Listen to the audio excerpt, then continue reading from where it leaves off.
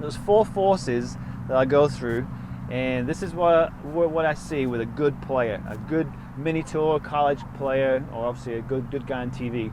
The first source of power, the obvious one, is rotation. Obviously, it's hip, shoulder, core is creating this motion away and towards, and you'll see with a good player, they'll wind up the upper body against the lower body, and as they change direction, there is a narrowing or steepening of the arc from wide to narrow. So you can see you're able to hold this angle a little bit longer by going wide than narrow. So the second force would be this pulling sensation. If you was going to throw a ball, you would go like this. Your arm would be very far away from you. You change direction, and then your arm would flex.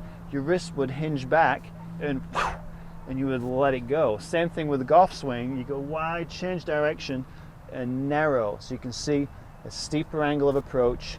The club is trailing, and that's the second source of force applied to the golf ball. The third force would be the shifting of the weight. Us here at me and Scott here at Visual Golf Science, we believe in a zero weight pivot.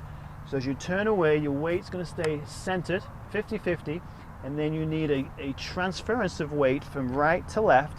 So by the time you get to the golf ball, your weight is shifted from right to left, from 50-50 to 80-20, like I've explained in other videos.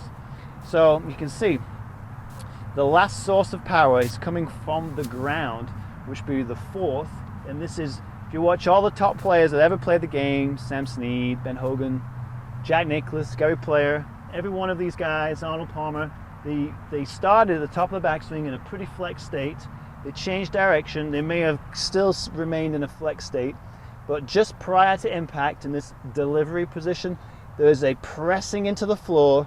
Both legs basically starting to extend as the weight is transferred into this left side. So this is the last source of power, utilizing the floor. And I'll just share with you here, as you change direction, shift that weight and press into the floor. We're not standing up, we're not changing our angle of our spine, but we're pressing into the floor and maintaining a spinal tilt and that forward bend, so you can really deliver a downward blow. So anyway, that's all, a lot of information there, but if you studied this, you'll understand that's where your 4 sources of power are coming from, not from your hands and arms. So I hope this tip helps. My name's Simon McGreal, and we'll see you back at the website for more tips.